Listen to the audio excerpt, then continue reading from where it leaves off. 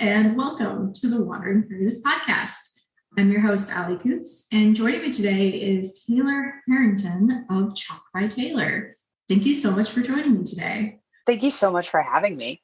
I'm very excited to have you on. I think the first time I saw you doing chalk art was either in 2019 or 2020. It might have been 2020. I'm not even sure anymore, but it was a while ago.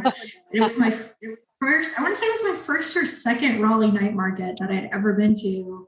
And you were just out there, just all over the sidewalk doing chalk art. And I was like, what is this? Like, this is fantastic. So I am a massive fan of your art and have kind of had you on my radar for a while. So I'm very excited that we were able to connect and that I was able to get you on the podcast. Yeah, I'm so excited you reached out because this is something I didn't even know about. So I'm very excited to have it in my life now. And I've already seen you have episodes with people that I know from the market and that I know personally around Raleigh. So I'm very excited for this. Yes. I'm trying to get all the artists. And I honestly think that you might be the first chalk artist that I have ever met. And we are a small niche. Yeah, for sure. Yeah. I've seen, like people using chalk before, but never like to the extent that you do. And I mean, you make some pretty wild shit with your chalk. It's really amazing. Yeah, the first thing I did with Raleigh Night Market, we had planned to do kind of a smaller one, just something to catch an eye. And then Sarah texted me probably, I think like 2 days before, maybe even the day before, and was like, how do you feel about 20 by 20? And I was like, yeah, sure, let's go. I can do it. And it was daunting, but we did it. And I like really made a name for myself that first night. Yeah, that's massive. 20 by 20. I can't, you're like, let me get some more chalk. I'm on my way. Exactly. I had to get a tape measure. I worked at a bar at the time and I like got a tape measure out and measured and it was like almost the length of our bar. And I was my God. That is like, I don't know. I think I would be terrified if someone was like, hey, by the way, can you, I know we were talking about, like a 6x6 or something, but how about 20 by 20? It was scary, but like, I was just like, yeah, we can do this. So I had friends come out because I didn't know how long it was going to take me. I was like, oh my God, it's going to take forever. It's going to take all night. I'm not going to be done, but we got it done. It was a lot of fun. Oh my gosh, that's amazing. Amazing. And you started as a pen and ink artist, and then got like into chalk art as part of wedding celebration type stuff. Is that right? It's actually a little bit the opposite. I kind of started I started an art career of sorts with chalk. The pen and ink stuff. I mean, I've always been a drawer my whole life. I've always like doodled in my notes and I've always drawn what I wanted to, but the chalk kind of started a career of sorts. The pen and ink came later because I was trying to find a way to kind of help myself through the lull of events and weddings during the winter. So I was like, hey, I used to draw houses all the time. So let's start these little portraits. And people like really jumped on it. So I was really happy because I had like 8 commissions the last 2 weeks before Christmas. And I was just like, just doing everything I could to get them out before the end of the holidays. Oh, interesting. And so I guess, do you have a background in art? Did you go to school for it? Or was it just something that you kind of just were already like naturally inclined to do and have like progressed into a full-time career now? Yeah. So my grandmother actually was a nationally renowned watercolor painter. And so from a very early age, like she instilled art into all of her grandchildren, great grandchildren. Like all of us have stories of painting with grandmama in her studio. And so it was a very ingrained thing from an early age. And I took art all through high school and middle school and took a couple classes in college. But no, I actually went to school for French. And, you know, I loved art, but I just never thought I could do it full time. I never thought I would make enough money or be good enough at it or like be disciplined enough. So that all kind of just came later when I was just like, yeah, let's just jump in and do this. That's so cool. It's so interesting how like we kind of find our way back to our passions, like after we do what we think we're supposed to, I guess. Exactly. Yeah, we fall back into our art eventually. What was it about chalk? Because you said your grandmother was watercolor, and then eventually you got into pen and ink. But what was it about chalk that you were just like, yeah, this is it. Like this is the thing that I love to work with the most. I kind of stumbled into it. Like I said, I used to work at a brewery. I was their right-hand man, and my boss actually got diagnosed with cancer after I'd been there for about a year. And so I took over operations solely for about 6 months while he was going through treatment and recovery. And I was working every single bar shift and then brewing on my off days. And so I was there a lot. But behind our bar, like the back part was all chalkboard. And that's just how he wrote the menu down. And it was really easy. But I just being out of boredom and out of like trying to do something to get my mind off of everything, I just started drawing on our empty chalk wall, like for the events that were happening during the week or the month or something. And one of my friends who is a regular is also a wedding planner. And she was like, hey, these are really good. You're good at this. Do you want to come do some wedding stuff for me? And I was like, oh no, I don't know about that. I'm not good at like calligraphy and I can't do that. That's too big. And she was like, yes, you can. You can do it. Come on. I'm signing you up. You're going to do it. And so she kind of forced me into it. And it's such a niche market. And there's not very many people that do what we do like professionally. So it just kind of happened and I kept going, and that's how I found chalk. It's wild. Yeah. Cause it's when you think about different like art styles or mediums, chalk is, I don't know, it's not one that kind of comes to mind very often. Like I think of when I'm thinking of maybe, I don't know, I don't want to say like more unique, but like different types of ways to do art, I guess. I don't know. There's probably a better way to say that. But I think a different like medium. Yeah, I think of like charcoal or like pastels and stuff like that. But like chalk is just never something that pops up. And when I was like reading a little bit about what you were doing and your work with weddings, I was like, oh yeah, that makes sense. Like when you think about it, like weddings, because it's a fun, unique way or thing to have at your wedding. And I was sitting there thinking about it and I was like, oh yeah. I can like envision some of the like type of stuff I'm sure that you've got to do with like the calligraphy, I'm sure like writing names and drawing, doing all the pictures and stuff. But I don't know. I just find it so interesting that chalk is, I don't know. I don't even know how to describe it. It's like, it's such a cool medium to use and you can do so much with it. So many, and like the different like surfaces you can draw on and I'm sure like smudging and just the different effects and styles that you can do with chalk. Seems like it's kind of cool. That's what kind of got like brought me to it is I'm not good at painting, and it drove me crazy because my grandmother was so good. But I love like the style of like blending paints and stuff together. I just can't do it with a paintbrush. But when you do it with chalk, you're using your fingers and your hands. And for me, it just became like it made sense and it became easier. But it's definitely like it's not like a medium that most people think of because it's so you can do it on paper. It's just gonna, smudge everywhere like it does on walls and stuff too. But yeah, there's so many wedding venues that have chalk walls just for that thing. And it's like, well, I'm not going to get married at a place that just has a blank black wall. So let's get someone in here and do it. Yeah, it's so smart. Like such a good business plan. Did you, when you like started playing around with chalk a little bit and then you were like, oh, like, I think, maybe I can do something with this. And then your friend was like, weddings, let's get into this. Did you try to like like up your game a little bit or anything? Did you try to find like classes for chalk, or were you just like, like, I got this, like, let's go, we'll learn, kind of trial by fire?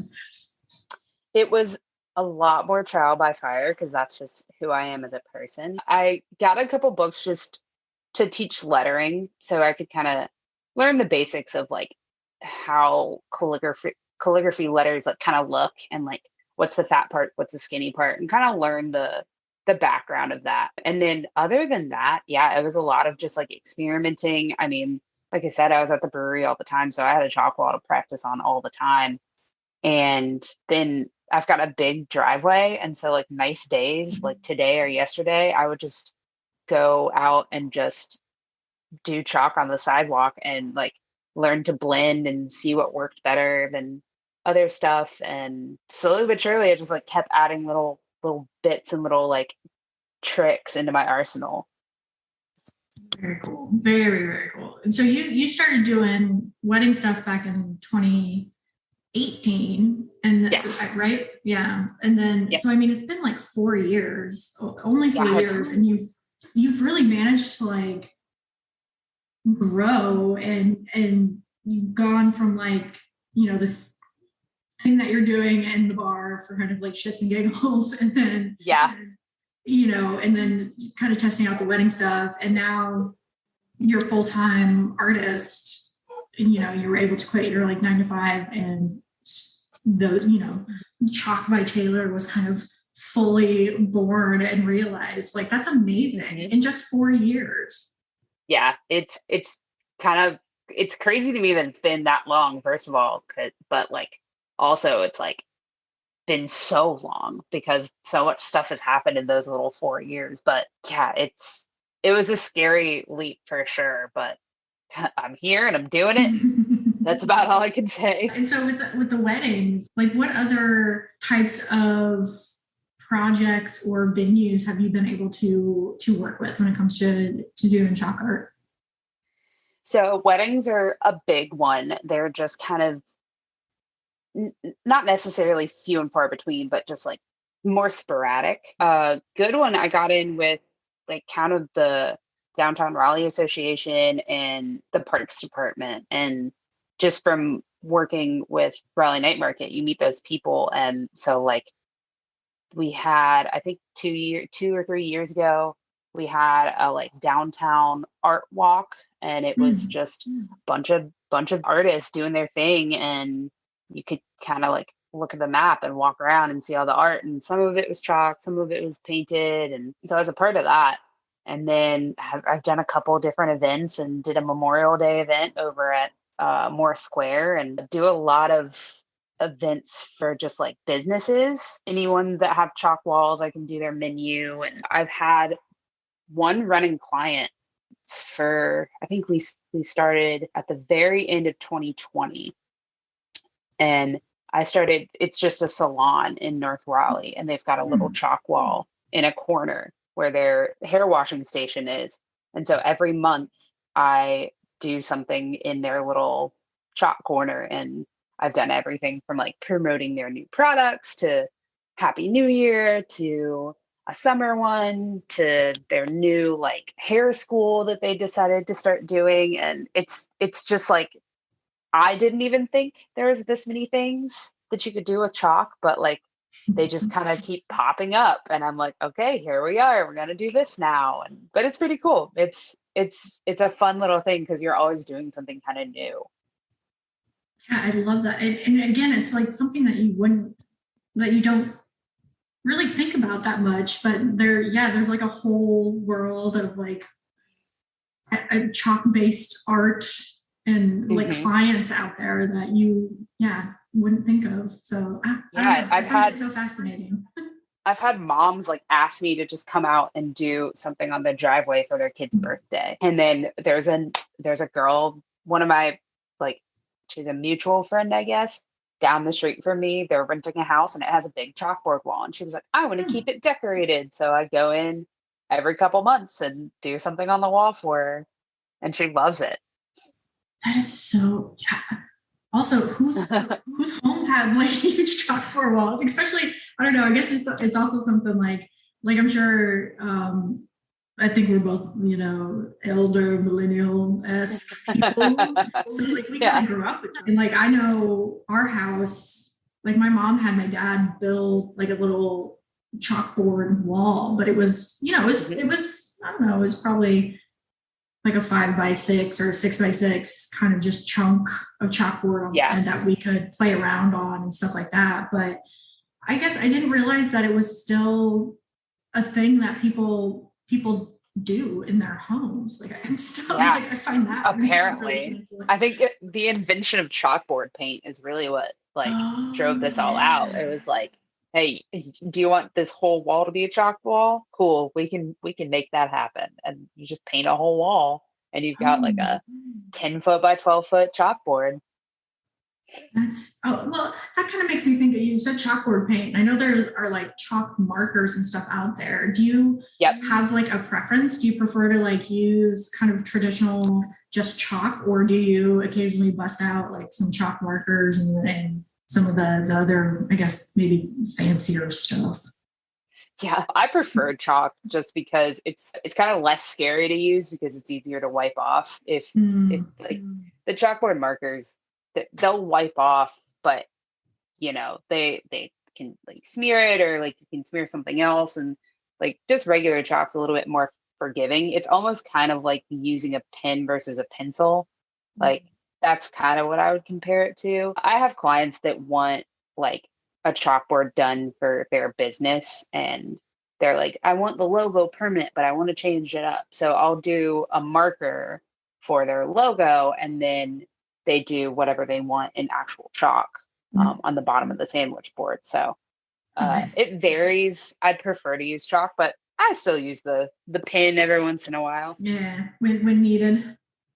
Yeah, exactly. Chalk, pencil, the pen. Yep.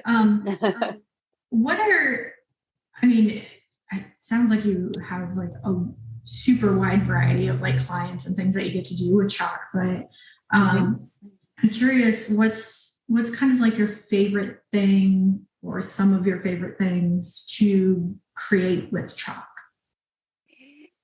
So I got really good at doing pumpkins. A lot of stuff happens in the fall, and so like there's always a lot of like Halloween based stuff or like fall festival type stuff. And so I just like, I think in 2021 I had to do, or maybe even 2020, one or the other, I had to do like 5 different pieces that had pumpkins in them. And so I just got really good at like doing pumpkins. And so that's kind of like the coolest thing that I do, because I can just blend them really well and it just works really well. And I don't know how I got to do that, but the bigger the better on pieces, because it's so much easier to blend and like get like good seamless blends of color and like just really make like a big piece of what you're doing, and it looks so much better when it's big. Oh yeah, I can imagine. And also I bet it's probably harder to do just like, I don't know. I mean, personally, if I'm gonna hire a chalk artist to like do something, I'm like, go big or go home. Yeah, exactly. I mean, like your fingers are only so big, or so small. So, once you get into like teeny little details, it's like very hard to like blend them well, because I can't really grab a Q-tip and blend it, because it's just gonna tear that up being on the ground and stuff. But yeah, big pieces, as like daunting as they are always the most fun. I've done the Raleigh skyline 5 too many times, but people still love it. I can do it basically from memory at this point. It's a classic. Oh yeah. I wanted to touch a little bit on your other artwork as well, the pen and ink work that you do, because you said you was it recently that you started doing house? Okay, I was gonna say portraits, but I was like, I don't know if that's the right word. Yeah, I had no idea what to call them at first. I was like, a house drawing? That just sounds weird. So I started calling them house portraits, and people are like, cool, I understand that. But yeah, I used to like I doodled all the time. I didn't pay attention in school. I didn't want to be there.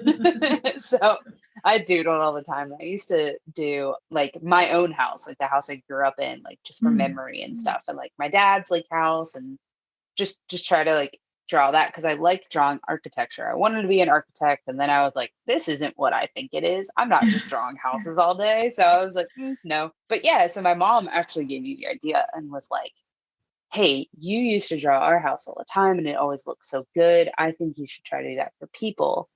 And so I think I did my mom's house first to take a picture and kind of put it out there. And then I had a couple friends that were like, yeah, do my mom's house or do my family's house. And I did my friend's house down the street for her, like for a not welcome home, housewarming present. And so, yeah, during the holidays, it just kind of took off because it's just like a present to give some family that's like, not a candle that you got at a store. It's like a nice personalized piece. Yeah. But yeah. I've seen like I've seen posts of some of what you've been working on, and like you said, they're really cool, and I can see why people get them as gifts, because it's a really kind of like personal, thoughtful kind of gift to give. So yeah, they're really, I'm like insanely, I don't know, I'm like super impressed by everything that you do. I appreciate it. And have you ever thought about like teaching, or do you teach like workshops or anything like that have to do with chalk art? I don't right now. I'm not the best teacher, and I will wholeheartedly admit that, but it's definitely like a fun thing that would like be fun to have a little class on. Like I think of the wine and design things, and it's like it can be a little bit more difficult with chalk, but you can do it outside on a nice day. It's just, it all depends so much on weather, and it's so difficult to like have a good space to do that. And I don't know, maybe one day I'll figure out some kind of class that we can go through and teach, but for now I'm just gonna let good teachers do that work, and I'll sit back and just make some stuff. So you just mentioned the weather, and that made me kind of think of another question. And do you ever, like, I don't know, I feel like I would have a hard time watching something I spent like hours creating just being washed away. That is like the biggest question I get, especially when I'm doing stuff like live during an event. People will come up and be like, what happens if it rains? I'm like, it gets washed away.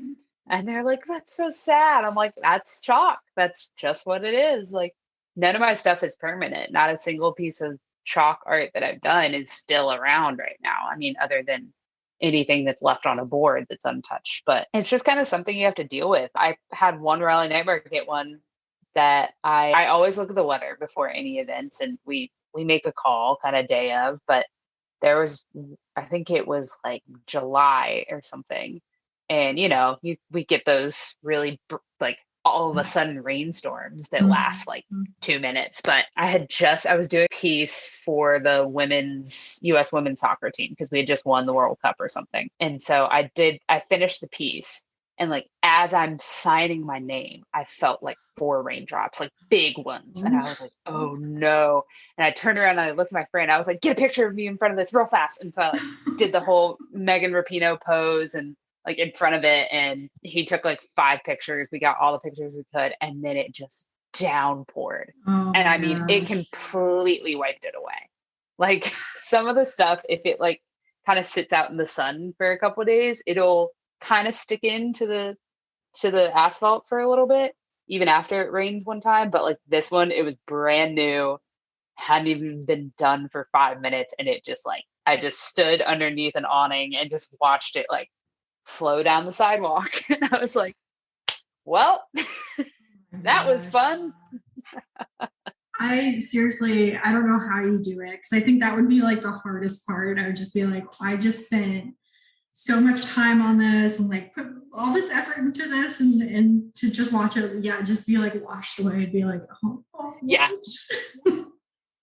Yeah, you gotta have a sense of humor when you just finish something and you just like, it's just gone. But I mean, I hate it for like some of the cool stuff that I do, but that's why I take so many pictures after I Mhm. finish something. So I can always kind of go back and be like, man, that was a cool piece. And that helps. It helps to have a website and Instagram and Mhm. Facebook too, because they're all just kind of memorialized. And it's like, where can I see your art? It's like nowhere. It's all gone. But you can look at my website and it's all up there. That's also just like a super cool aspect of what you do. It's like this, I want to say, I don't even know if it's sort of like ephemeral. I don't know if I'm saying that right, but it exists for just like a brief moment and then it's gone. Yeah. And so that's like such a cool thing about what you do, and I think makes it probably a lot more special for the folks that you're doing it for.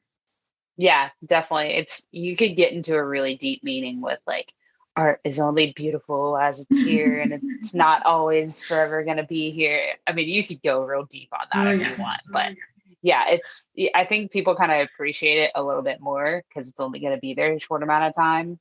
And that's the kind of cool thing. But yeah, it's always funny to kind of walk back through some of the areas because some of the lines will stay there for like weeks and weeks, and it's just like you can kind of walk up and see like the outlines of your piece that used to be there, and you're like, all right, see you later, like catch you around the next time. Be like, thank you, you've brought many joy, so thank you. Yep, you've done your purpose. You're good to go. Oh, that's so cool. And this is I don't know, I want to touch a little bit on like what your experience has been, I guess, going from kind of, working full-time for other folks and everything to eventually fully, because you're a full-time artist now, right? Yes, I am. I am full-time. It was so scary. I had been in the beer industry for about 5 years at this point. And after the brewery that I had worked for closed down, I kind of bounced around to a couple different positions and spots. And I just couldn't find anything that I liked as much as I did. And I just like couldn't find anything that I was really happy at. And I mean, all of this is going on during COVID as well, which did not help my mental stability at all. And I was in this job that I hated. I just didn't like it. I dreaded going into work. My mom would come in and have lunch with me every once in a while. And she's always the person's like opinion that I trust the most. My mom it's been me and her my whole life. And she's a very like smart woman. And we sat down one day and she was just like, if you don't like this so much, why don't you just leave? And I was like, what am I going to do? I don't know where I'm going to go.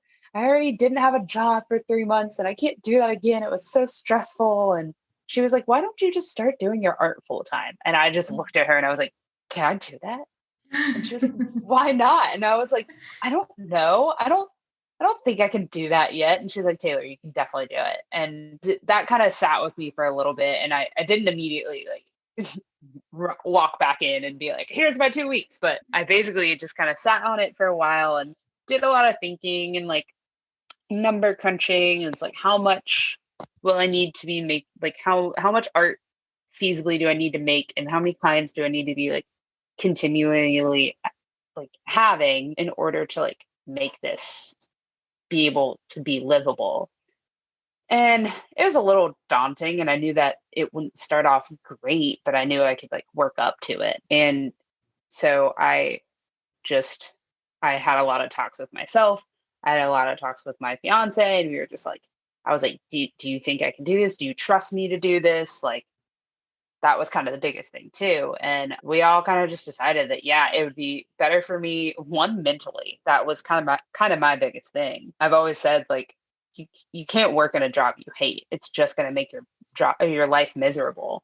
Yeah. And so that's what I told myself from a very like young age. I was like, whatever you do, don't hate it. And so it was better for me mentally.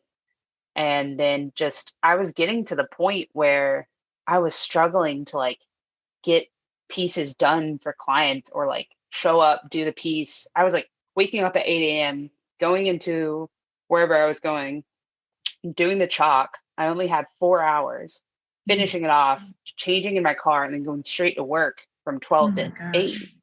And so I was having these like 12-hour days and it was draining me. And I was like, if I'm this busy, like right now, imagine how busy I could be if this was full time. And so that's when I was kind of like, all right, let's make this jump. And so I put in my 2 weeks and like, oh my God, the first month, the first like 2 weeks, I didn't do too much because I was just like, woo, freedom. But and trying to, the first couple months was just like trying to teach myself how to be my own boss and not just goofing around all day. Cause that's the hardest part about any of us, like working from home is like trying to stay focused. And it's not like I have to like send in a paper. That's not what people's jobs are, but it's not like I have to like, I mean, sometimes. like, it's not like I have sometimes, yeah. But it's not like I had to like someone that was watching over me to make sure I did the tasks of that day. So I had to teach myself how to like discipline myself and like be like, no, you can't go and hang out with your friend who's also working from home, but until you finish these 2 pieces for these people. And that was difficult because I'm also very lazy. And oh my gosh, I know the struggle. I'm right there with you. Like, yeah. So I started making like long to-do lists, and like it wasn't like it was like, you don't have to finish everything on here today, but these things need to get done this week before any of this can happen. And that really helped. I have one of those little whiteboard calendars. It hangs right next to my face so I can see everything. I don't miss appointments anymore. Like I've gotten myself together and organized, but I still have days where I'm like, you know what? I did a lot yesterday. I kind of want to goof off at least for half the day today. So it is a lot of fun to have a little like easy career, but like, God, if I ever have to go back to something structured, I'm screwed. I pretty much went through the exact same thing when I quit my 9 to 5 and started working for myself. It was, everything you just said, I'm like, yes. Like you're not, no one's holding you accountable for anything. So you have to like force yourself to work sometimes. Yeah, you really do. Like I am like notorious for procrastinating too. So the last week before Christmas, I had just like procrastinated the crap out of some pieces. And I was just like working 12 hours a day to get everything finished before Christmas. I got it done, but I was like, okay, I cannot do this again. Like I have to start structuring out my days and getting stuff done so I'm not crammed like this again. And the biggest thing is like writing out, because a lot of my pieces are kind of time sensitive, especially things with weddings and stuff. So I have to get out an initial sketch to the couple and be like, hey, what kind of font do you like? And they pick that, and then I do a final sketch, and then that's just waiting until the wedding day. And so sometimes that kind of gets lost and put on the back burner in my mind because I'm like, oh, I've got a month. Oh, I've got 2 months. And then they're sitting there, they're like, well, we haven't gotten a rough sketch yet. And I'm like, oh crap, right, sorry. And then I have to like do a big sketch real fast and send it to them. So organization has been like the thing that I have been working on the hardest, to just make sure that I have my head on straight and I know what's going on, and I'm not like forgetting a date or something, or forgetting someone's piece completely. And because that just makes me feel like crap. Yeah, that's like my biggest fear. I think I'm like, I've got a paper planner. I've got like my calendar on my laptop and on my phone. I also have like this other thing, like my to-do list. So it's like, I've had to really up my organization game, I guess, since working for myself. So I feel Yeah, but it was also kind of cool because I saw a lot of this going on as soon as the pandemic happened. A lot of people had this like more free time to do stuff that they loved. And I really like enjoyed seeing like people who love music start doing music more, and art do art more, and cooking do cooking more. And then like all of a sudden, all these people are quitting their jobs and doing what they love. And so that was the last kind of nail in the coffin for me. I was just like, if there's any time to do it, it's right now because everyone else is doing it. And so my whole thing, I'm not a planner at all, but like the couple things that I like really think about when I do before I make big decisions is always like money, because who's not thinking about money, but also like I'm kind of thinking about like, well, if I ever go back into like the world and try to get another job, like what is this going to look like to them? And so that was worrying me because I was going through so many jobs in 2020. And I was like, this looks so bad, Mom. I can't just leave another job again after 6 months. And they're going to look at what you're doing it for and it's going to be fine. And so, but yeah, I mean, if you look at the dates, it's like, oh, well, you did this. Yeah, this was the big thing. And how'd that work out for you? Oh, I mean, at this point, I've been going almost a year, which is cool. But depending on how long I go, it's like, oh, you went that long. Well, yeah, you can really run your own business. That's awesome. So that was a big one too. You can only be a plus, I think, to see someone who can manage themselves and run their own business. Yeah. Like it's super impressive. If you were to give an artist like a word of advice or a tip, like if they were looking to go full-time into art, what would that tip or your advice be? There is like so many tips that I would sit someone down and talk with them about. I think one of my biggest things, I mean, obviously I talked about like loving your job and stuff. Like if you're so unhappy, like just make the jump and make the leap. But like even before that, like I had a pretty good clientele base before I decided to leave. And I think that's what kind of gave me the confidence to do it. And I know that not all art really like requires a clientele base like that, but my biggest thing would just be like, just take a step back and kind of see where you're at in your whole artist career and decide, would my life be easier if I left this job and did this full time? Because that was my thing, is I was getting to the point where my life was hard because I was overbooking myself just trying to work my regular job and do this at the same time. But yeah, I don't know if that fully makes much sense, but it's kind of like just, yeah, I don't know. I don't ever want to discourage someone from doing something that they love, but like at the same time, like there's some art things that there's a lot of saturated in the market. And I think I just got lucky and kind of fell into something that wasn't so saturated and kind of took off from it. But I want everyone to stay creative, but definitely just take a look at your life before you just like make the jump. And you're like, being an artist is so easy, because it's really not. Like having to like prioritize your life and figure out how to work and do everything by yourself. It's not all glitz and glamour. We're not just in our studios painting all day, painting the day away. Like it's managing how much you're spending and managing a website, and managing social media. I hate social media. I hate social media so much. But there's so much to it that people don't see. And I think they need to like get a good, I want to call it like get a good shock into them. Like, hey, you're not just drawing every day. Like you really got to work it. You got to be an entrepreneur. You got to be up and out and be ready to like hit the ground running. Yeah.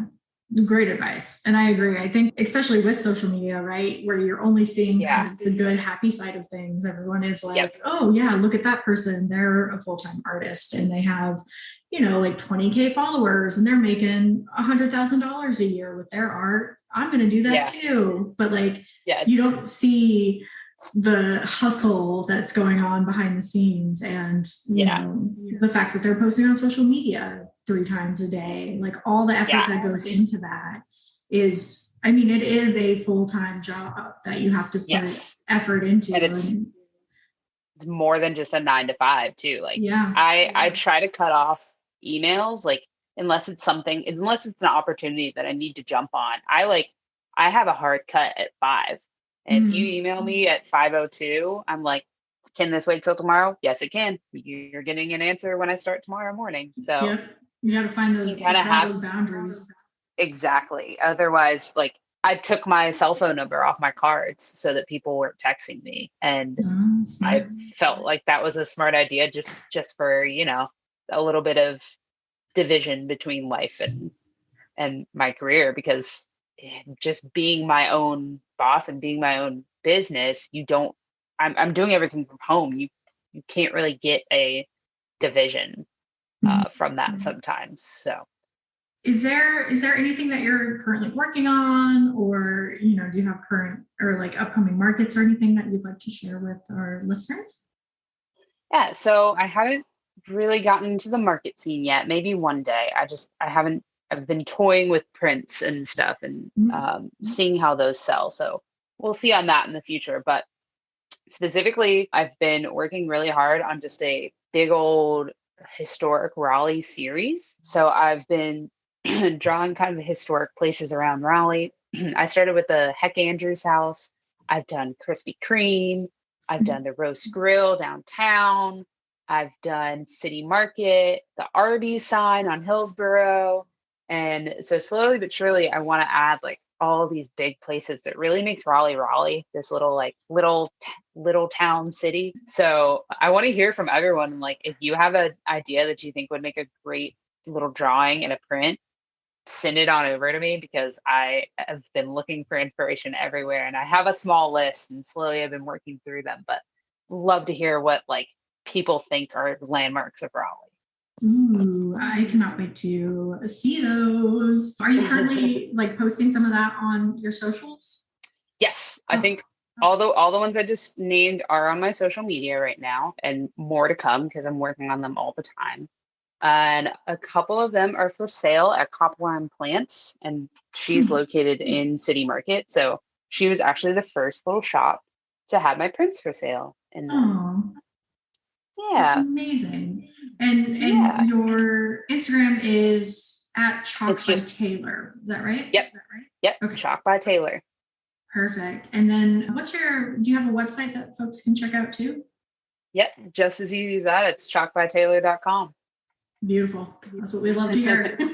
Yep. Pretty easy. I'm the same name all around. As it should be. And listeners, I'll include links to Taylor's social media and her website in the episode description, so you can easily find her socials and whatnot. So check out her work. I mean, I can't like recommend it enough, but if you are looking for to just see some absolutely amazing artwork, definitely check out Chalk by Taylor, because you do amazing stuff. It's really, thank you. It's really fantastic. Thank you so much. And I mean, with that, Taylor, I can't thank you enough for being on the podcast today. It's been wonderful kind of learning a little bit more about chalk art and how you got into it and kind of where you're going. I guess kind of like you're on a little bit of like an art journey. So it's wonderful to hear about that and to be able to kind of join you. Yeah, it's been nice to talk about it and kind of tell the whole story. It feels surreal that it's been this long of a journey so far, but I'm just looking forward to the rest of it. Absolutely. And I'd like to also thank the listeners for tuning into today's episode. If you have any questions or comments for any of my guests, including Taylor, you can send those to our hotline. You can text us or you can call and leave a voicemail. It's 252-419-6004, and we will include them on a future episode of the podcast. And as Taylor said, she's looking for recommendations for sites throughout Raleigh that you feel represent Raleigh. So if you have any of those recommendations, you can definitely text them to the hotline or hit up Taylor on her Instagram, because we want to get her some more suggestions on all my way. And I would like also encourage listeners to follow us on Instagram at Wandering Creatives Pod. And be sure to like, rate, review, and subscribe to the Wandering Creatives podcast. Thanks for listening to the Wandering Creatives podcast, a CEI media production. Please like, rate, review, and subscribe to the podcast, as it helps us greatly. You can follow us on Instagram at Wandering Creatives Pod and on Facebook at Wandering Creatives Podcast. If you would like to support the podcast, you can become a Patreon for just $5 a month. The link is in the episode description.